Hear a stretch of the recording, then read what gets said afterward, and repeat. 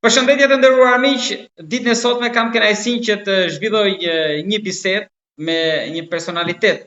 Pra do të shkojmë në Kosovë për të folur me zotin Adem Saliaj, i cili ka mbajtur mjaft poste edhe detyra, funksione të larta para dhe pas luftës, kryeministër detyrës të vendit kryeministër, deputet për disa mandate, themelues i degës së Ferizajt, 30 e ca vite më parë, 12 vite në burgjet serbe dhe jugoslave, pra një idealist i luftës për liri. Por si është Kosova sot në sytë e tij, për këtë do të flasim sot me zotin Saliaj. Përshëndetje dhe faleminderit.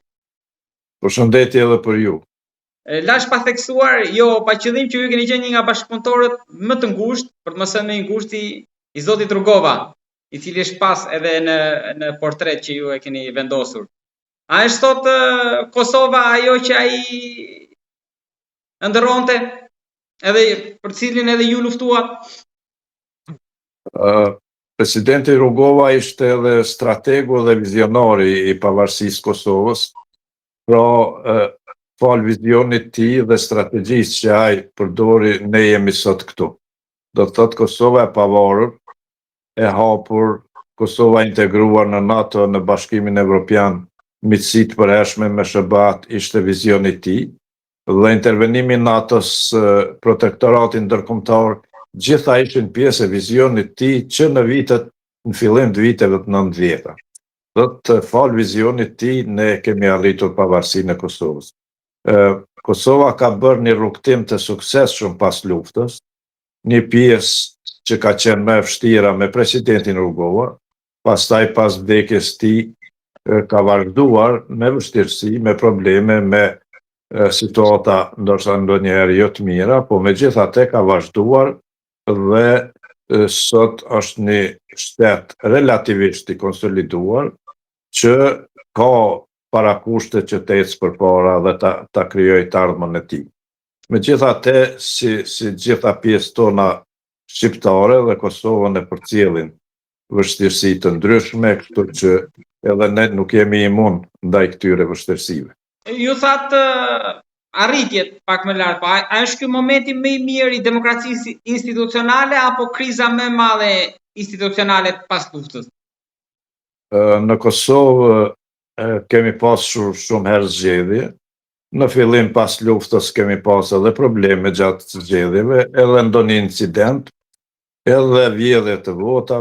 Megjithatë, sot kemi një sistem të konsoliduar zgjedhor, i cili zhvillohet në mënyrë të mirë dhe është vlerësimi edhe ndërkombëtar që zgjedhjet Kosovë mbahen me standarde evropiane. Megjithatë, pas këtyre zgjedhjeve është hera e dytë në Kosovë që bëhet një vetë blokadë nga partitë politike dhe nuk arrin që të konstituojnë institucionet e Kosovës. Pra, ne kishim një blokadë 8 mujore, derisa me vështirësi tepër të mëdha u konstitua Parlamenti i Kosovës, dhe tash e kemi problemin e dytë, pra zgjedhjen e qeverisë, formimin e qeverisë. Asnjëherë nuk kemi pas situatë kaq të vështirë, kaq të rëndë të vetë bllokimit nga partitë politike të Kosovës për formimin e institucionit. Pra kemi një lloj krize e cila ka ardhur në një moment shumë të papërshtatshëm, pra në një moment kur Kosova do të mund të kishte arritur shumë në arenën ndërkombëtare, në bashkëpunim me Bashkimin Evropian dhe SHBA-t, por ka mbetur e vetë bllokuar dhe nuk po gjen rrugë që të dalë nga kjo krizë që e ka krijuar vetë.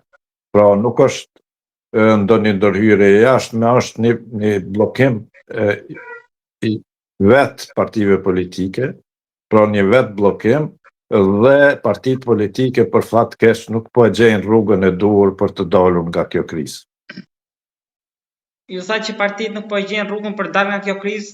Mua më erdhi ndërmend tek dëshmitë e Hillit, Christopher Hill në Hag, në një nga pjesët që ai dha atje përpara trupit gjykues, tha që sipas Miloševićit shqiptarët nuk do bëhen kurrë bashkë.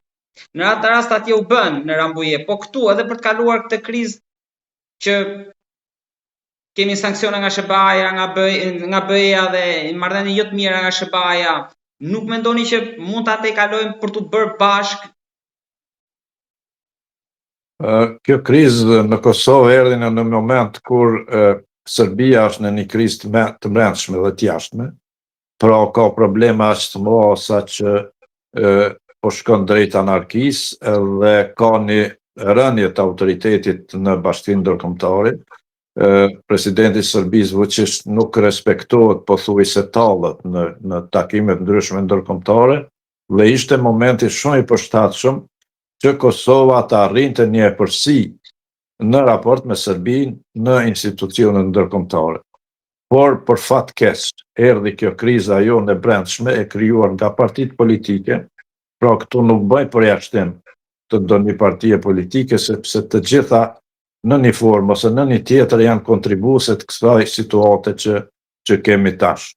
Pra është një krizë nga e cila ende nuk po gjendet mënyra për të dalur. Megjithatë, unë mendoj se duhet të gjendet një mënyrë.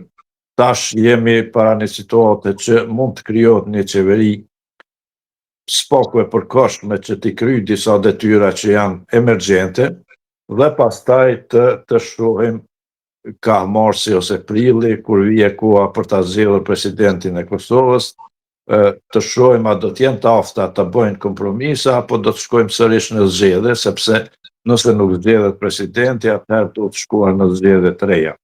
Pra, është edhe një shans tash që me mandatarin e ri Glauk Konjukson të bëhet ndonjë kompromis i përkohshëm, sepse nuk shon ndonjë zgjidhje afatgjate, por të bëhet një kompromis i përkohshëm që të zgjedhet një qeveri që të ta miratoj buxhetin e Kosovës dhe të heqë disa pengesa që janë bërë nga vetë neje, pra për të marrë fonde të ndryshme nga Bashkimi Evropian dhe institucione tjera ndërkombëtare.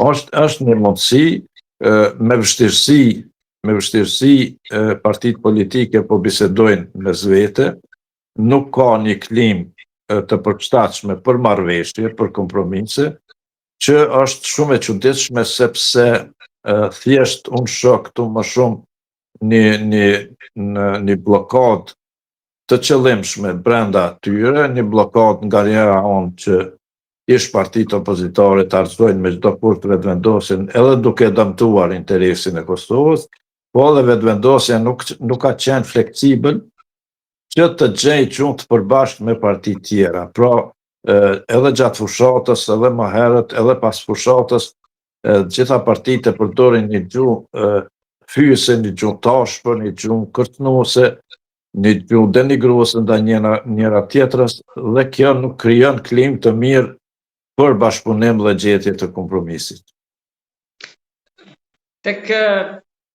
Me që bëm një analizë për situatën politike dhe krizën, po ndoshta për këtë krizë tani ka qenë mjeshtër edhe ai që ka bërë kushtetutën për ta futur në këtë labirinth që ndoshta në disa momente gjatë këtij rrugtimi ka qenë e pashmangshme edhe kriza institucionale. Shikoni, kur është hartuar kushtetuta e Kosovës, ne s'kemi qenë ende shtet i pavarur. Pra, para shpalljes pavarësisë është hartuar kushtetuta. Kushtetuta është hartuar nga ekspert shqiptar të Kosovës, por që atë konturën e kushtetutës, konceptin e saj e kanë bërë ndërkombëtarët. Pra, ishte një kushtetutë, ne themi e Ahtisarit, sepse del nga pakoja e Ahtisarit, e pakoja e Ahtisarit ishte ajo pakoja juridike edhe politike nga e cila del edhe pavarësia e Kosovës. Pra, ishte një kushtetutë e rregulluar në atë mënyrë që mos mund kishte dominim nga themi populli shqiptar i Kosovës mbi serbët, edhe në anën tjetër janë lënë formulime të tilla që nuk e mundsojnë ndoshta në situata ndryshme një zgjidhje të shpejtë dhe të mirë. Pra ishte një kushtetutë, një koncept i hartuar nga ndërkombëtarët, për arsyet që ata i dinë, sepse konsiderojnë që Kosovës do t'i duhej një kohë mjaft e gjatë për t'u konsoliduar në aspektin politik dhe shtetëror, kështu që të formulime ndoshta janë bërë edhe për atë qëllim, por që tash të formulime në kushtetut nuk po japin zgjidhje për problemet që i kemi momentalisht.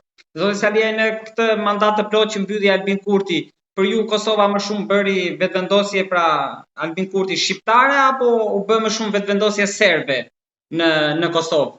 E kam fjalën për Veriun. Shikoni, Veriu që nga viti 99, kur ka hyrë këtu NATO-ja, ka qenë problemi kryesor i Kosovës, problemi politik kryesor i Kosovës, problemi i sigurisë së Kosovës, problemi vetë ekzistencës së Kosovës si shtet. Pra, ne nuk kemi mundur ta konsiderojmë Kosovën shtet të vërtet të mirëfillt, i cili e kontrollon territorin e tij pa e rregulluar çështjen e veriut të Kosovës. Pra, atje sundonin bondat e Serbisë, bondat e Vučićit, Kosova as në aspektin policor, as në aspektin politik, nuk kishte asnjë çështje, asnjë ndikim në atë pjesë të Kosovës, ajo ishte plotësisht nën kontrollin serb. Nën kontrollin serb të bondave të veriut, të listës serbe dhe të Vučićit, drejt për drejt pra të Serbisë. Atje funksiononin gjitha institucionet e Serbisë, duke përfshirë edhe bashkitë, edhe institucionet tjera ndihmëse, edhe ndërmarrjet e ndryshme publike tjera, edhe bankat, edhe posta, edhe dinari serb, pra atje në një farë mënyrë ishte Serbi e pashpallur. Dhe ishte kjo qeveri që bëri atë ndryshimin e madh, që i nënshtroi bondat e veriut, që i arrestoi ose i përzuri, dhe që tash kemi një situatë përgjithsisht të qetë në aspektin e sigurisë. Pra, nuk po flas këtu për qëndrimin e listës serbe si parti politike, e cila vazhdon ata vazën e vjetër, që këta janë pjesë e Serbit, këta e kanë president Vučićin, nuk i kanë institucionet e Kosovës ose presidentin e Kosovës, dhe ata vazhdojnë një gjë të tillë, por kjo është deklarative, është një farë aspekti vetëm një deklarim, sepse realiteti në veriun e Kosovës ka ndryshuar rrënjësisht dhe atje sundon ligji dhe rendi i Kosovës dhe nuk ka mundësi që bondat qysh kanë qenë atje sot të veprojnë në veriun e Kosovës. Pra është një çështje në aspektin e sigurisë e zgjidhur. Është e zgjidhur dhe sot nuk paraqet një problem të madh në aspektin e sigurisë ose të sundimit ligjit. Këtu do t'ja njohim meritat kësaj qeverie, pra qeverisë që ka qenë uheshur nga vetëvendosja, sepse partitë tjera nuk bën asgjë për 20 vjet me radhë, asgjë nuk bën për ta rregulluar çështjen e sigurisë në veriun e Kosovës. Pra, është për të habitur që për 20 vite në qendër, në zemrën e Drenicës, në Skënderaj, funksiononte një komunë paralele serbe, një komunë e kontrolluar nga Vučići dhe Serbia. Kjo është e paimagjinueshme, mund ta imagjinojmë ose ta akseptojmë që këto komuna ekzistonin në veri të Kosovës, por në mes të Drenicës, në Skënderaj, kjo është e paimagjinueshme. Pra, pushteti i PDK-s edhe i LDK-s për fat keq nuk bëri asnjë hap, asgjë për t'i hequr këto institucione paralele të Serbisë në Kosovë. Dhe këtë e bëri kjo qeveri, ne do t'a pranojmë këtë si veprim shumë të mirë që është në dobi të konsolidimit plot të shtetit Kosovës.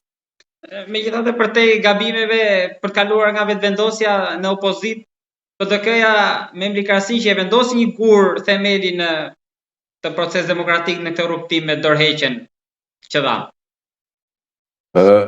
Ishte një befasi e këndshme sepse në Kosovë, po dhe të shqiptarët përgjithësi, nuk është krijuar ende tradita e aktit moral për përgjithësisë. Po, do të thotë ka lider të partive politike në gjithë trevat shqiptare që humbin vazhdimisht dhe asnjëherë nuk japin dorëheqje.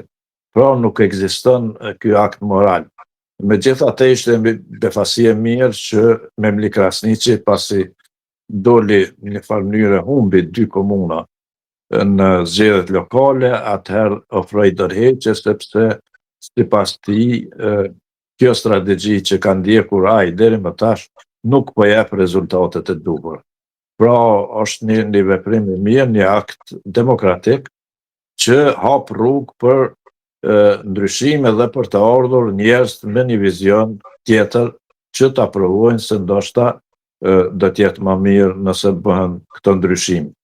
Megjithatë, unë e hapa dhe çështjen e dorëheqjes së kryetarit LDK-s, sepse sikur PDK dhe LDK humbi dy komuna, dhe nuk është e sigurt edhe një komunë tjetër, pra ne po presim një rezultat final, dhe do të ishte akt moral që edhe kryetari i LDK-s të ofronte një dorëheqje, të ofronte, po them, dhe pastaj janë organat që vendosin lidhur me këtë, a bëre ai gabime gjatë kësaj periudhe, apo nuk bëri, le ta vlerësojnë organat që janë kompetente në kuadër të LDK-s.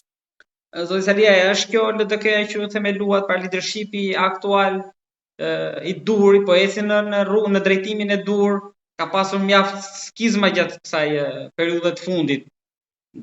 Goditje flitet për fraksione brenda, grupime ekonomike që ndikojnë vendimarrjen. Pra, ju si e keni parë gjithë procesin?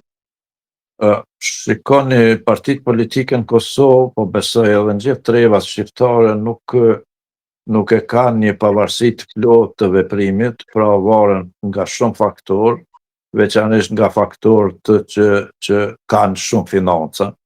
Dhe për fat keq oligarkë të ndryshëm ekonomik gjejnë mënyra për t'i korruptuar partitë politike që të veprojnë sipas interesave të tyre. Partitë politike në Kosovë nuk janë imune nga ky fenomen, dhe ndoshta do të shkojë edhe gjatë që të vazhdojnë një trend i tillë. Megjithatë, unë mendoj që elektorati në Kosovë megjithatë ka një vedije dhe ka ndodhur, siç e dini, në të kaluarën në zgjedhjet nacionale para këtyre të fundit, që elektorati i LDK-s ta ndëshkoi vetë LDK-n për shkak të gabimeve të vazhdueshme që bënte Isa Mustafa. Është një traditë në LDK, e themeluar nga presidenti Rugova, që nuk duhet të bëjnë në asnjë mënyrë koalicion me PDK-n, sepse PDK-ja ose strukturat e saj kriminale kanë vrarë shumë veprimtar patriot të mirë, të devotshëm të LDK-s. Pra është një qëndrim strikt i elektoratit Rugovës të LDK-s që të mos bëhen koalicione me një parti që ka vrarë veprimtarët më të mirë të saj. Dhe në këtë kuptim, pra, Isa Mustafa deklaronte se nuk do të bëjë asnjëherë koalicione, por gjithmonë i bënte ato me PDK. Dhe i përsëriti disa herë derisa elektorati i LDK-s u revoltua aq shumë sa që e shembi vetë LDK-n për ta ndëshkuar Isa Mustafën, i cili nga i presion i madh nga ajo shembje u detyrua të jepte dorëheqje. Pra, ky trend i keq brenda LDK-s për fat keq vazhdoi edhe me Lumir Abdigjikun, pra edhe ai në nivelin lokal dhe nivelin nacional tash është vetë bllokuar bashkë me këto parti, bashkë me PDK-n edhe AK-n, dhe ky ishte një sinjal jo i mirë për gjithë ne, sepse ne nuk e donim një blok të LDK-s me PDK-n, sepse edhe pse ka ndryshime në kreun e PDK-s, PDK-ja asnjëherë nuk është distancuar dhe si ka dënuar krimet që janë bërë ndaj veprimtarëve të LDK-s. Pra, edhe ky është një alarm për ne që nuk po shkon LDK në rrugën e duhur, dhe unë mendoj që ka vend për diskutime, për debate, për ndryshime edhe në vetë kreun e LDK-s. Zoti Salia, ka individ brenda LDK-s i kanë trashëguar vlerat e parimet, idealet e zotit Rugova sot? Për fat keq, leadershipi i ri, pra me Lumir Abdigjikun, që nga fillimi, pra kur erdhi në kryet LDK-s, dhe dha intervistën e parë për një medium, dhe ajo intervistë ishte për të vësyrin, pra për Qimpekën. Për fat keq, ai kishte hequr fotografinë e presidentit Rugova nga zyra e tij, me arsyetimin se ai do të bëjë lider tash. Do të bëjë lider i LDK-s, pra të mos ishte ai lideri historik i LDK-s presidenti Rugova, por që Lumir Abdigjiku do të ishte tash tutje lideri i LDK-s, madje bëri edhe disa ndryshime edhe tentoi që ta zbehte emrin e LDK-s duke promovuar një logo të re, që e quajti Rruga e Re, që nuk ishte asnjë ngjashmëri me traditën, me logon e LDK-s, dhe tentoi në një mënyrë që të harroje edhe emri i LDK-s, me një emër të ri që do të quhej Rruga e Re, me disa ngjyra të çuditshme që s'kishin të bënin as pak me LDK-n, dhe për fat mirë ky tentim i tij nuk pati sukses. Tashmë kjo përpjekje e tij është harruar, por që ka lënë një shije të keqe dhe një dyshim se ky nuk po shkon në rrugën e duhur, pra nuk është një pasues i denj i presidentit Rugova.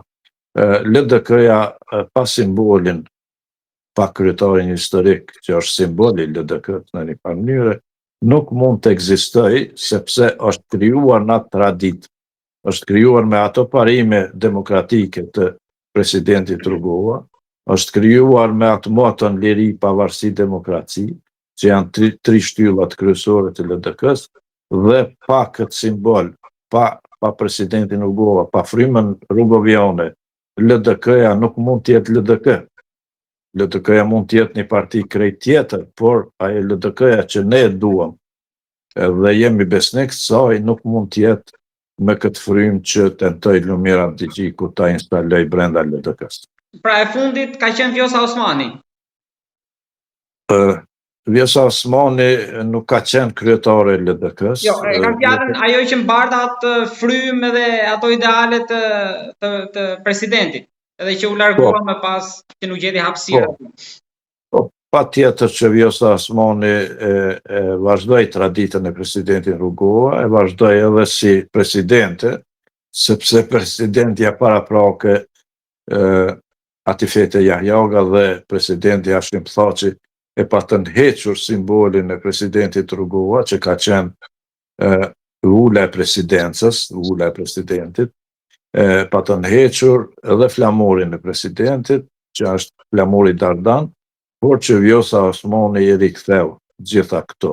Pra, ajo vazhdon një traditë rugoviste dhe mendoj që po bën mirë në këtë drejtim. Një tjetër proces ju e prekët pak më lart, po zhvillohet në Hag dhe po shkon drejt fundit. Çfarë komenti keni, zoti Saliaj, për gjithë atë që po ndos atje? Ju e prekët, sikur e thash pak më lart, për vrasjen e veprimtarëve të LDK-s. Pra, dua të ndalem tek pjesa e pas luftës. Shikoni, tash janë dy rrugë para Kosovës. Unë po kthehem në aktualitet tash, janë dy rrugë të shkojnë në zgjedhje sërish, pra nga zgjedhjet që i mbajtëm në zgjedhje të reja, që do të ishte shumë e keqe për Kosovën, sepse edhe zgjedhjet e reja janë një rrugë e panjohur si do të përfundojnë. Pra mund të bëhen zgjedhjet, mund të bëhen me sukses, por mund të vijmë sërish te njëjta situatë, një blokade që e kemi. Mund të ketë edhe ndryshime, nuk pritet ndryshime të mëdha, edhe mund të jemi në situatë të njëjtë që përsëri për disa muaj të jemi në një blokadë të re, pa e ditur me fundin e saj. Pra, është kjo mundësi që nuk është e mirë për Kosovën, është një mundësi që na dërgon nga një katastrofë që e kemi tash në një katastrofë të re, dhe unë mendoj që zgjidhja do të ishte te kompromiset. Për mua ka qenë zgjidhje ideale për interesat e Kosovës një koalicion LDK vetëvendosje, duke respektuar interesat e LDK-s, duke respektuar programin e LDK-s, duke marrë LDK-ja vendin e duhur në institucionet e Kosovës, pra në presidencë, në kuvend dhe në qeveri, dhe do të ishte një koalicion i qëndrueshëm për Kosovën, që do të jepte rezultate shumë të mira. Dihet se vetëvendosja anon nga e majta, pra nga ekstremi majt, me disa qëndrime, me disa parime programore. LDK-ja është Partia e Qendrës së djathtë, pra është Partia e Qendrës që anon ka e djathtë, dhe do të ishte një kompromis shumë i mirë, shumë i përshtatshëm për të tashmen dhe të ardhmen e Kosovës. Megjithatë, unë nuk po shoh asnjë shenjë të asnjërës nga partitë politike që të bëjnë kompromise. Është një mundësi e re që të votohet një qeveri me Glauko Njumcën, pra nëse partitë politike ish opozitare nuk e duan Albin Kurtin me asnjë kusht, është mundësia që të votojnë për Glauko Njumcën, të bëhet një qeveri, themi, e përkohshme derisa të gjendet një zgjidhje më e përshtatshme dhe më stabile, më afatgjatë. Pra, është edhe kjo mundësi të mos e kemi një dimër të vështirë në Kosovë, edhe në aspektin politik, edhe në aspektin ekonomik, sepse pa miratimin e buxhetit nuk lejohet që të shpenzohen parat e buxhetit. Pra, do të jetë një problem shumë serioz për gjitha aspektet e jetës institucionale në Kosovë. Dhe mendoj që partitë politike do të bëhen të arsyeshme dhe ta gjejnë një mënyrë për të dalur nga kjo krizë, nga kjo vetë blokadë që e ka kapluar për fat keq Kosovën. Asnjëherë Kosova nuk ka qenë në një gjendje të një krize kaq të rëndë që e ka plakosur me vetë bllokimin e institucioneve të Kosovës. Tek rruga e dytë për ata që po ndodh në Hag? Shikoni, në Hag, t'ju them unë paraprakisht, unë kam qenë deputet i Kuvendit Kosovës kur është miratuar ligji për themelimin e dhomave specializuara në Hag. Kam diskutuar në atë seancë të Kuvendit. Qëndrimi im ka qenë se kjo gjykatë nuk do t'i bëjë mirë Kosovës, sepse do t'jemi në fokus të bashkisë ndërkombëtare nën projektorët e saj, që të shpihet që të dalin pa, të pretendohet se UÇK-ja ka bërë krime të rënda në Kosovë, krime kundër njerëzimit. Pra, unë mendoja që nuk do t'ishte mirë kjo, por me që ishte qëndrim strikt i SBA-ve dhe i aleatëve tonë perëndimor që ta formojnë këtë gjykatë, sepse përndryshe do të formojnë në Këshillin e Sigurimit të OKB-s. Dhe atje në Këshill të Sigurimit janë edhe Kina e Rusia, dhe kjo gjykatë do të mund të ishte në ndikimin edhe të tyre, dhe do të ishte një gjykatë shumë më e keqe për Kosovën se sa kjo që do ta formonim ne vetë. Kështu që arsyeja pse votova unë dhe të tjerë është pikërisht kjo, sepse ne më mirë ishte ta formonim vetë këtë gjykatë, në një farë mënyrë do ta kishim mundësinë që ta hiqnim nëse vlerësoj se është e mirë një gjë e tillë. Pra, Kosova e ka formuar këtë gjykatë, kjo gjykatë është e Kosovës dhe Kosova mund ta suprimojë atë, mund ta heqë atë. Kështu që ishte më arsyeshme që ta formojmë ne se sa ta bëjnë Këshilli i Sigurimit. Tash situata atje është e paqartë, epilogu nuk dihet saktësisht, ka shumë akuza për krime, për fat keq akuzat kryesore dhe më të mëdha janë për krime ndaj shqiptarëve, pra ndaj veprimtarëve të LDK-s, vrasje të shumta, pra ata që akuzohet për mbi 100 vrasje të veprimtarëve të LDK-s, të shqiptarëve e tjera, dhe mu jenë rënd që ka ndodhur këto në Kosovë dhe shihen dhe trajtohen nga një gjykatë që është e Kosovës, por që ka marrë përmosa ndërkombëtare. Si do të jetë epilogu nuk e di, ka shenja nga dëshmitarët që kanë qenë faktor të rëndësishëm në vitin 99, pra James Urbini, Christopher Hill, plot dëshmitarë tjerë që po dëshmojnë në favor të lirimit të Thaqit dhe të tjerëve, me arsyetimin se këta nuk kanë qenë përgjegjës për vrasjet.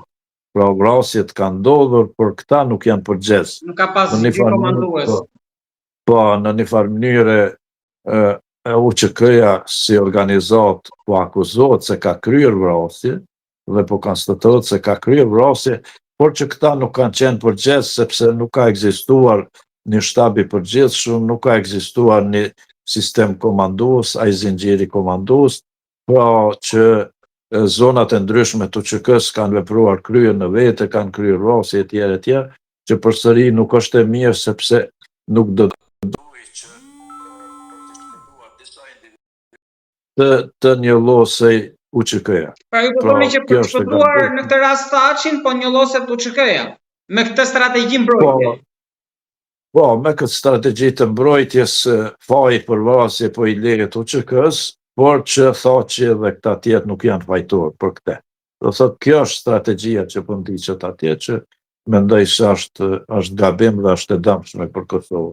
Megjithatë, duke marrë parasysh këto zhvillime, këto dëshmi që po jepen nga funksionarët lartë amerikanë të asaj kohe, ka shenja që dënimet mund të zbuten ose mund të hiqen plotësisht, ose mund të mos dënohen ata. Por prap dalim tek ajo që ju cituat pak më lart që tha zoti Rugova, presidenti, që nuk do të bëjmë koalicion sepse me PDK-n për shkak të vrasjes së veprimtarëve. Pra këto vrasje do mbesin ende të pasbardhura. Sigurisht që nëse këta lirohen në Hagë, atëherë këto vrasje do të mbeten përfundimisht të pasbardhura dhe përfundimisht askush nuk do dënohet për këto vrasje, sepse sipas parimeve juridike, nëse një person shpallet i pafajshëm në një gjykim, ai nuk mund të akuzohet sërish edhe një herë për ato krime që është akuzuar herën e parë dhe ka dalur ose është liruar si i pafajshëm. Pra, në një mënyrë gjykata e Hagës mund të shërbej edhe për të krijuar një amnisti për krimet për vrasjen e veprimtarëve të LDK-s. Dhe këte nuk e shoh si të mirë, po megjithatë ne do të presim të shohim si do të përfundoj gjithë kjo. Mund të thoni, zoti Salie, cila është ajo vrasje që mendoni që do mbetet pavarësisht edhe viteve që kalojnë ndonjëherë për veprimtarëve të LDK-s? Ne kemi shumë veprimtarë të LDK-s të vrarë. Ishte njeriu i afërt i presidentit Rugova, Xhemal Mustafa, ishin shumë të tjerë që janë vrarë, janë mbi 100 veprimtarë të vrarë të LDK-s, janë kryetar Deksh, është Feta Rudi që ka mbetur i paralizuar në karrocë nga plumbat që kanë goditur atë.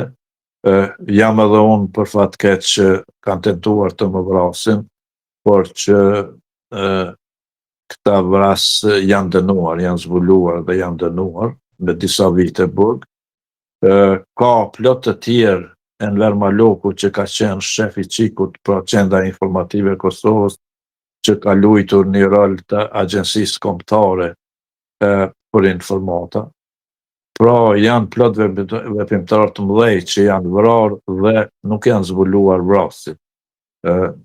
Është e keqe për Kosovën që këto vrasje kanë mbetë të pazbuluara dhe kriminalët ndoshta kanë pasur pozitat më të larta në institucionet e Kosovës. Nuk mund të ecin shtet përpara nëse kriminalët të tillë janë në krye të institucioneve. Pra nuk mund të jetë i pastër një shtet, nuk mund të jetë e pastër një qeveri, nuk mund të jetë e pastër një qeverisje nëse ka në krye të tyre njerëz të tillë që kanë kryer krime aq të rënda në Kosovë. Pra është një emet e madhe që krimi ka mbeti pa ndëshkuar dhe ne po jetojmë me atë ndjenjen se drejtësi në Kosovë ende nuk ka në atë nivelin që duhet të ketë. Pavarësisht se vendimin do ta jap gjykata dhe është ajo që duhet flasë, sikur thatë në fund, për t'i vendosur vulën dhe ndoshta edhe për ta amnistuar. Po në gjykimin tuaj, zoti Thaçi, duhet të lirohet, pra ka përgjegjësi për atë për pas luftës apo jo? Jo vetëm zoti Thaçi, por gjithë ata që kanë qenë në krye të strukturave të UÇK-s dhe të PDK-s më vonë, edhe të AK-s, pra strukturat që dolën nga UÇK-ja nga lufta, kanë përgjegjësi sepse ata e kanë kultivuar frymën e vrasjeve. Ata, unë mendoj që i kanë nxitur vrasjet, edhe nëse nuk i kanë kryer vetë personalisht, sepse nuk ka pas nevojë që ata t'i kryen vrasjet, sepse kanë pas njerëz tjerë që i kanë kryer me nxitjen e tyre ose me urdhrat e tyre. Pra, këta janë përgjegjës në çdo aspekt, edhe në aspektin politik, edhe në aspektin ligjor. Pra, janë përgjegjës, domosdo dhe këta i din gjithë personat e vrarë dhe gjithë personat që i kanë vrarë, sepse janë të strukturave të tyre. Nuk kanë ardhur askush nga Marsi ose nga Serbia për të kryer vrasje këtu në Kosovë, sepse Serbia nuk është në Kosovë. Serbia mund të kryejë vrasje në Kosovë, po mund të kryejë vrasje me ndihmën e veglave të tyre. Gjitha arrestimet që janë bërë deri më tash për vrasje të ndryshme, por për fat keq jo për vrasjen e veprimtarëve të LDK-s, janë njerëz të strukturave të PDK-s dhe të AK-s. Pra, janë këto struktura që sigurisht i kanë kryer gjitha këto vrasje, janë gjëra që dihen publikisht, por që natyrisht ne nuk jemi në gjendje të zbulojmë aspektin e hetimeve policore ose të gjykatave e prokurorive. Si bashkëpunëtor i ngushtë i tij, për të mos thënë ndoshta më i ngushtë, mund të tregoni ndonjë merak që kishte presidenti për këto ngjarje, për atë që do të vinte më pas? Shikoni, me presidentin Rugova unë kam qenë i afërt në periudhën kryesisht prej vitit 1998 e tutje. Pra, deri në vitin 98 unë kam qenë në Burgje, kam qenë i dënuar si komandant ushtarak i Ferizajt, po dhe Ministrisë Mbrojtjes. Po për gjithë ata që ndoshta nuk e din, për 3 procese, ndërkohë që pas 98-s edhe 2 tjera të iniciuara që juve pavarësisht se nisën bombardimet këtej nga NATO, ju kërkonin atje për bashkëpunim me NATO, mos gaboj. Po, ashtu është, po. Unë i kisha 5 procese gjyqësore kundër meje, 3 i përfunduan, 2 nuk arritën të i përfundojnë, sepse përfundoi lufta, por për çudi, pra dhe pas lufte, kur u zgjodha kryetari i komunës Ferizajt, nga Serbia vinin thirrjet, ftesat për të shkuar në gjykim në Vranje atje, që të më gjykonin për bashkëpunim me NATO. Pra, isha prej 98-s mjaft i afërt me presidentin Rugova, por veçanërisht pas luftës, pas vitit 2004, kur u zgjodha antari kryesisë DDK-s në Prishtinë, dhe pastaj presidenti Rugova më nominoi për zëvendës kryeministër të qeverisë Kosovës, kam qenë shumë i afërt, besoj bashkëpunëtori më i afërt i tij, dhe kemi biseduar për gjitha çështjet e ndijshme vetëm unë e ai. Pra, pa prezencën e tjerëve, gjithmonë e ka pasur një frikë themi politike, jo frikë personale, nga PDK-ja dhe Hashim Thaçi, e konsiderante Hashim Thaçi njeri shumë të rrezikshëm për Kosovën, pra ja për atë, personalisht edhe pse edhe ai ka qenë shumë i rrezikuar, ka pas edhe tentime atentatesh ndaj tij, por e konsiderante në aspektin politik dhe të sigurisë shumë të rrezikshëm. Dhe në një moment më tha që nuk duhet lejojmë në asnjë mënyrë që Hashim Thaçi të bëhet kryeministër i Kosovës, sepse është shumë i rrezikshëm. Nuk ma shpjegoj më tutje pse, cila ishte arsyeja, por më vonë kur vdiq presidenti Rugova, Hashim Thaçi u bë kryeministër e president, u pa që ai është njeri që punonte kundër interesave të Kosovës. Pra ishte Hashim Thaçi ai që tentoi ta nënshkruante marrëveshjen për ndarjen e Kosovës, për dhënien Serbisë atë pjesën veriore të Kosovës. Ishte momenti kur po nisej për të shkuar në Washington për ta nënshkruar bashkë me Vučićin këtë marrëveshje. Dhe ishin 3 shërbime të inteligjencës, pra ai i SBA-ve, i Anglisë dhe i Gjermanisë, që me ndihmën e Jack Smithit e ndalën e vjen dhe nuk e lanë të shkonte ta nënshkruante këtë marrëveshje. Pra, kjo ishte frika e presidentit Rugova në raport me Hashim Thaçin dhe ajo frikë për fat keq doli që ishte shumë reale. Me presidentin Rugova kam biseduar shumë, unë isha njeri kryesori i LDK-s në qeverinë e Kosovës, kam qenë zëvendës kryeministër, atëherë vetëm unë kam qenë zëvendës kryeministër, mas shkuarjes së Ramush Haradinajt në Hagë, pra, mas 100 ditësh të qeverisë, unë kam qenë kryeministër në detyrë në atë periudhën derisa u zgjodh pastaj kryeministër Bajram Kosumi. Edhe diçka tek ajo ndjes se ju ndërpreva tek raporti me Thaçin, por pavarësisht kësaj edhe kanë bashkëpunuar. Shikoni, presidenti Rugova ka qenë njeri institucionër, njeri interesave të mëdha të Kosovës dhe ka bërë përpjekje të bashkëpunoj me të gjithë për interesin e Kosovës. Pra dhe atëherë kur nuk ka pasur asgjë të përbashkë me dikën, për shkak të interesave të Kosovës është munduar të bashkëpunoj, por që do të them që për gjallë të Rugovës, sa ka qenë ai gjallë, Hashim Thaçi ka manifestuar ndaj tij vetëm urrëtie edhe përbuzje. Pra, është sjellë në mënyrë fyse e tjera, për dallim nga Ramush Haradinaj, i cili pasi bëm koalicion në vitin 2004, pra ndryshoi sjelljet e tij dhe u tregua shumë bashkëpunues edhe me LDK-n edhe me presidentin Rugova. Pra, në këtë kuptim Rugova e çmoi dhe e vlerësoi sjelljen e Ramushit, sepse deri atëherë do të themi që Ramushi dhe Hashimi kanë qenë në një blok. Krau i luftës. Po, krau i luftës kundër LDK-s dhe presidentit Rugova. Por pas vitit 2004 kjo situatë ndryshoi, ndoshta Ramushi sigurisht edhe për interesat tia personale, sepse arriti të bëhej kryeministër me 8 deputet që kishte në Kuvendin e Kosovës, por që ne nuk kishim zgjidhje tjetër. Alternativa jonë si LDK ishte ose Ramushin ose Thaçin. Njëri prej tyre ne ishim të detyruar ta merrnim, sepse LDK-ja nuk mund t'i bënte vetë votat për ta formuar qeverinë pa një partner tjetër. Dhe me propozimin tim, pra unë i propozova presidentit Rugova që të mos bëjmë me LDK-n, por të bëjmë me AK-n, sepse është një parti më e vogël dhe ne mund ta menaxhojmë më mirë se sa tjetë PDK ose Thaçi.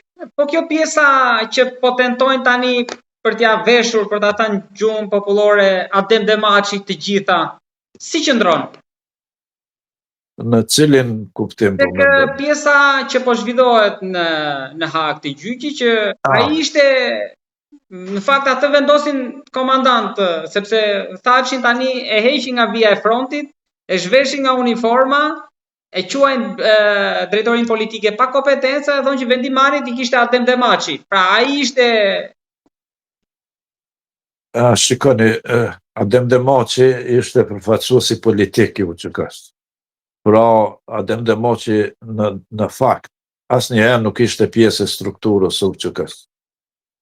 Ai për qëllime të mira, sepse çdo organizatë e luftës du ta ketë edhe krahun politik, edhe një përfaqësues politik që në një zyrë dhe flet me organizate. Pra Demaçi e ofroi veten, edhe sigurisht edhe ata e pranuan që të ishte përfaqësuesi politik i UÇK-s, kishte një zyrë në Prishtinë dhe ishte, pra nuk ishte i fshehur nga regjimi. Edhe nuk kishte as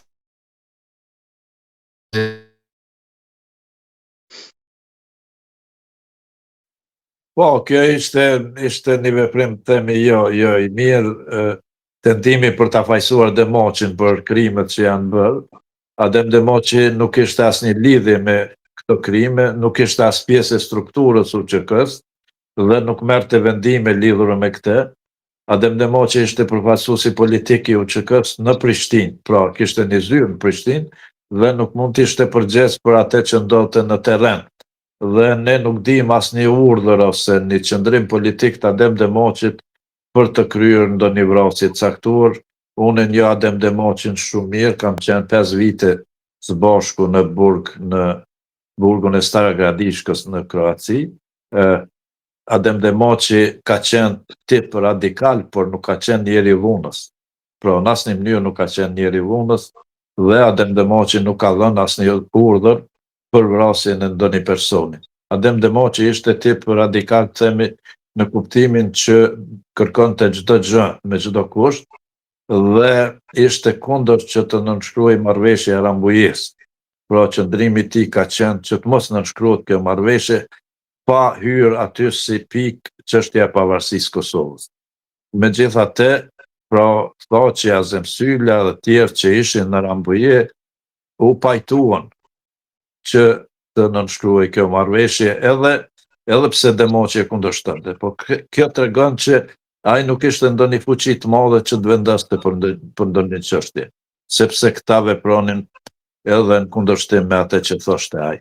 Pra, Adem Demoqi në asnjë situatë, në asnjë rrethon, nuk është përgjegjës për asnjë vrasje që ka ndodhur në UÇK dhe nuk ka qenë komandanti kryesor i kësaj hierarkie. Komandant po thonë që as nuk kanë pasur as shtab të përgjithshëm, as hierarki etj. për të shpërlarë nga përgjegjësia.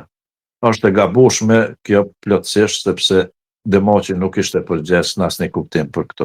Zoti Zalia, çfarë kujtoni nga takimet që tani edhe po rikthehen në Hag gjatë dëshmive të presidentit, pra Rugova si me hidhin, por edhe me personazhe të tjera në atë periudhë? Shikoni, presidenti Rugova ka qenë i pa kompromis në çështjet e pavarësisë Kosovës. Por në çështjet e brendshme ka bërë shumë kompromise për interesa të mëdha të Kosovës. Madje ka qenë që të mos i acarojmë ose të mos hakmerremi për vrasjet që janë bërë veprimtarët e LDK-s, sepse kishte frikë nga një luftë civile që mund ndodhte në Kosovë dhe pastaj do të rënoi përfundimisht aspirata jone e pavarësisë Kosovës. Pra, ai sakrifikoi veprimtarët tonë për interesa të mëdha të Kosovës dhe nuk lejonte që ne të hakmerreshim, sepse ne kishim ndoshta individualisht një mundësi që të hakmerremi për vrasjet që po bëheshin, por që presidenti Rugova nuk lejoi asnjëherë të krijojë kjo frymë brenda LDK-s. Pra, presidenti Rugova ishte njeri i kompromiseve, njeri i interesave të mëdha të Kosovës dhe i kishte vizionin e tij se si mund të ecte Kosova përpara për t'i arritur qëllimet e saj.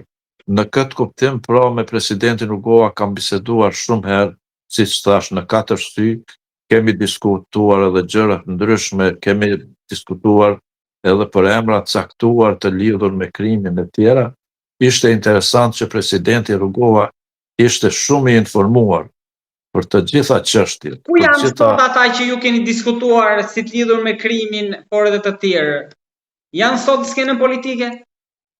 Po, gjithsesi janë.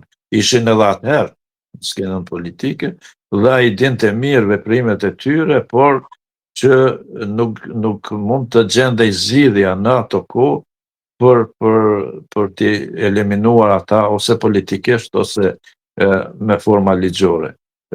Sistemin e drejtësisë në Kosovë e kanë krijuar ndërkombëtarët fillimisht. Pra, ata i kanë formuar gjykatat, policinë, prokurorinë e tjera dhe për fat keq gjitha këto institucione i morën strukturat e PDK-s dhe të AK-s. Pra, i morën strukturat e krimit dhe nuk ishte shans që të zbulohej, të gjykojë një krim ose një kriminal nga vetë ato struktura që ishin aty. Kështu që nuk ishin mundësit as kushtet që bëhen një gjë të tillë.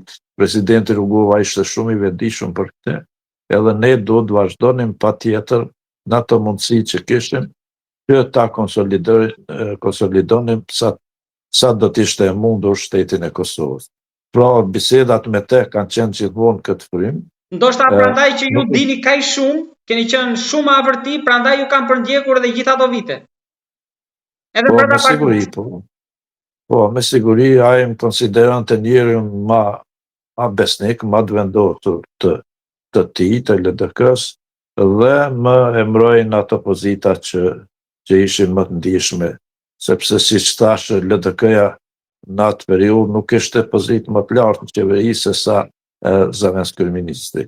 Kryeministri një adham pra AK-s Ramush Haradinaj, por derisa unë kam qenë në qeveri në ato vite, asnjë vendim në qeveri nuk është marrë pa miratimin tim, sepse unë përfaqësoja LDK-n e cila kishte 47 deputet në kuvendin e Kosovës. Zoti Sali, edhe dua një koment për atë këtej Drini tani. Çfarë mendonte zoti Rugova atëherë për Berishën, por edhe kontributin që ka dhënë pjesa tjetër e shqiptarisë pra këtej Drinit për atë periudhë atje?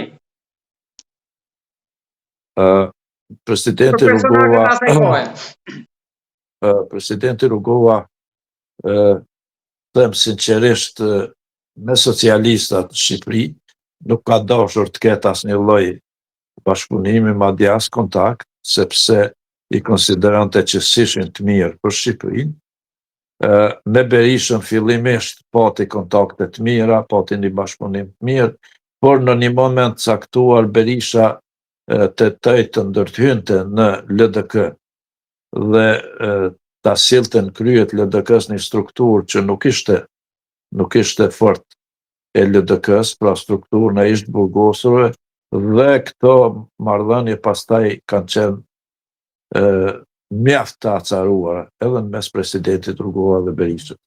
Megjithatë, presidenti Rugova nuk e ka thënë këtë asnjëherë, nuk e ka shprehur publikisht asnjëherë. Se kuptova atë pjesën që këndonte të sillte Berisha?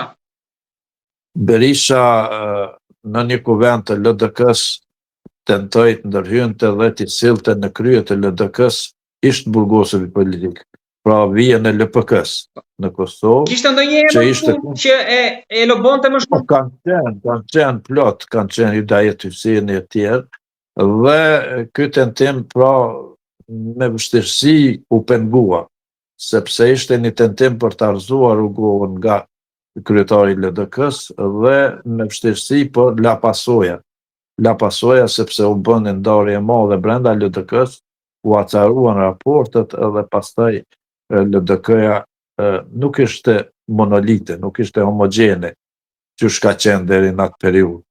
Pra, kjo mendoj që ishte arsyeja edhe pse presidenti s'e ka thënë asnjëherë këtë, por ishte arsyeja një ftofje, të themi, të raporteve të presidentit Rugova me Sali Berishën.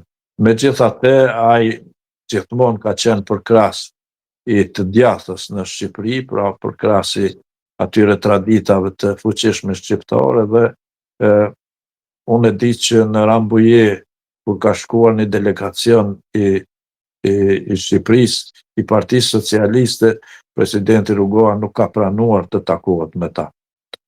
Pra, ishte një qëndrim i presidenti Rugova se ata nuk po i bënin mirë Shqipërisë dhe nuk kishte marrëdhënie të mira me ta.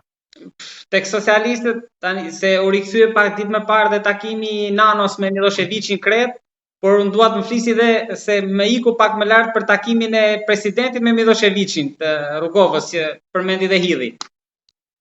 Po, presidenti Rugova është takuar me Miloševićin, është takuar 2 herë, themi, jo vetëm 1 herë. Është takuar 1 herë ku ka qenë delegacion edhe Femi Agoni dhe të tjerë. Ishte takim me insistimin kombëgulës të Amerikanëve dhe të Holbrukut. Pra, nuk ishte takim që bënte Rugova me vullnetin dhe dëshirën e tij, por që ishte një takim insistues nga Amerikanët dhe e bëri për hir të Amerikanëve. Ndonse vlerësonte që do të ishte pa efekt ose për fat keq pati efekte negative për vetë autoritetin e presidentit Rugova. Dhe takimi i dytë që ka qenë po ashtu në Beograd, kur presidenti Rugova gjatë bombardimeve të NATO-s është kidnapuar nga forcat policore serbe dhe është dërguar me dhunë në Beograd, në takim me Miloševićin, pra dhe në atë gjendje që ka qenë i kidnapuar dhe jeta e tij ka qenë shumë e rrezikuar, ai asnjëherë nuk poli keq për bombardimet e NATO-s, sepse qëllimi i Miloševićit në atë takim ishte që Rugova të fliste kundër NATO-s, të ndalte bombardimet e tjera, por Rugova me atë mjeshtrinë e tij tha që jemi që t'i zgjidhim çështjet me bisedime pa luftë. Krahu i paqes. Po, ishte gjithmonë me atë qëndrim dhe nuk foli asgjë që do t'ishte e keqe për Kosovën, edhe në atë situatë që ishte. Pra, jeta e tij ka qenë shumë e rrezikuar, mezi që përmes kanaleve të ndryshme ndërkombëtare arriti që delte jashtë dhe të shpëtonte jeta e tij. Pra, dihet që mund të thoni kush e shpëtoi atëherë te kanalet diplomatike, si u lut? Nuk e di saktësisht, por që me siguri që kanë qenë kanalet diplomatike, nuk e di saktësisht kush ka intervenuar atje, por që Miloševići e mbajti peng me polici një kohë jo të shkurtër, por mjaft të gjatë në shtëpinë e tij. Pra policia serbe kishte hyrë në shtëpinë e tij dhe bënte terror ndaj familjes presidentit Rugova, derisa e çuan edhe me dhunë në formë kidnapimi edhe në Beograd. Pra, janë këto momentet sigurisht më të vështira të jetës presidentit, por ai edhe në këtë rrethona, pra asnjëherë nuk e trajtoi çështjen e madhe të Kosovës. Edhe kjo është e fundit fare për shikimin e kufive. Ju pse mendoni, zoti Saliaj, që nuk duhet të ndodhë kjo? Dhe ndoshta a do ishte pro mendimit tuaj që të kishte një rishikim, një hartë të re në Ballkan, por në kufit administrativ të 50-ës që Lugina përfshihej me Kosovën. Edhe komunat Leposavići dhe pjesa tjetër lart, pa Trepçën dhe Ujmanin, i kalonin në Serbisë. Apo gabohem te kjo, sepse jam shumë i ri, ju i dini më mirë ato kufit administrativ të asaj periudhe. Shikoni, Kosova me kufit e tashëm administrative është prej vitit 1959-60. Do thotë pjesa e Veriut, që është 3 komuna veriore që janë kryesisht serbe, janë bashkangjitur Kosovës në atë periudhë. Pra, janë bashkangjitur me vendim të Serbisë, sepse atëherë Kosova nuk ishte ndonjë autonomi të caktuar që mund vetëste diçka. Dhe Serbia ja bashkangjiti ato komuna që të arriste përqindjen e serbe në Kosovë. Pra, të kishte një përqindje më të madhe serbe. Që atëherë ka qenë plani. Po. Dhe ndikimi i Serbisë ishte më i madh në Kosovë, sepse qysh atëherë dije që rreth 90% e popullatës në Kosovë ishte shqiptare. Pra, tentimi i Serbisë ka qenë që të arrisë përqindjen dhe ndikimin e saj në Kosovë. Natyrisht që u vendos pastaj me kushtetutën e vitit 1974, kur Kosova mori një autonomi më të gjerë, atëherë këta kufi u përcaktuan si kufi të Krajinës, atëherë të Krajinës Socialiste Autonome të Kosovës. Pra, këta kufi Kosova i ka prej 59-60 dhe pastaj me kushtetutën e vitit 74. Dhe do t'ishte e gabueshme sot që të diskutohet për rikthimin e kësaj pjese Serbisë. Do t'ishte e gabueshme sepse ne kemi shumë toka tona shqiptare që kanë mbetur atje ende nën pushtimin serb, siç janë 3 komunat Preshev, Bujanovc dhe Medveç, por që edhe pjesa dërmuese e Sandžakut, gjysma e cilit është nën Serbi dhe gjysma nën Maltëzi, janë pjesë shqiptare që sot për fat keq pjesa më e madhe janë të bosnjakizuara, pra nuk e quajnë veten shqiptar, po musliman, por gjithë ishin shqiptar, ishin të fisëve kelmend, shkrel e tjera, edhe sot i ruajnë mbi emrat shqiptar dhe pleqt që janë 70 vjeç, 80 vjeç flasin shqip. Pra, ne kemi shumë territore tona ende në Serbi, dhe nëse do të diskutojë këtë çështje, do duhet të diskutojë kur Kosova dhe Serbia e njohin njëra tjetrën si shtet, dhe si 2 shtete diskutojnë për korrigjim eventual të kufive. Pra, për ndrimin e territoreve caktuara që janë të banuara me popullat njërit ose tjetrit shtet. Pra, kjo mund të vinte në një periudhë kur janë pranuar të dyja si shtete dhe njohin njëra tjetrën dhe ka një vullnet të mirë pozitiv për të zgjidhur disa probleme. Për tash, kjo është shumë e rrezikshme sepse Serbia nuk e njeh Kosovën si shtet dhe konsideron që Kosova është territori i Serbisë, është pjesë e Serbisë dhe kjo do të ishte një zgjidhje kompromisi që Kosova t'ja jap një pjesë Serbisë si zgjidhje kompromisi, përsëri ndoshta jo që ta njoh Kosovën si shtet, sepse kjo është shumë e paqartë, nuk dihet. Dhe është e gabueshme sepse lufta nuk po bëhet thjesht për territore. Dhe Serbia ka ambicie më të mëdha se 3 komunat veriore. Ka ambicie më të mëdha që të shkojë deri në Drenicë, deri te disa fshatra të Skenderajt.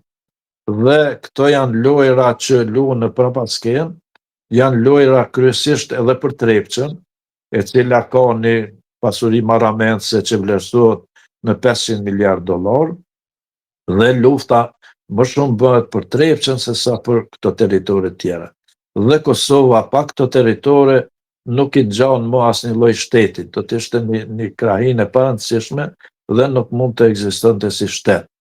Këto janë lojra që bëhen në kurriz të Kosovës, për fat keq edhe kryeministri i Shqipërisë Edi Rama ka qenë vazhdimisht i kyçur në këto lojra, ka punuar për interesat të ndarjes Kosovës dhe kjo ka qenë shumë e rrezikshme, por që falë thjesht arrestimit të Hashim Thaqit, unë dalë kjo lojë, unë dalë ky proces dhe sot nuk diskutohet shumë për këtë çështje.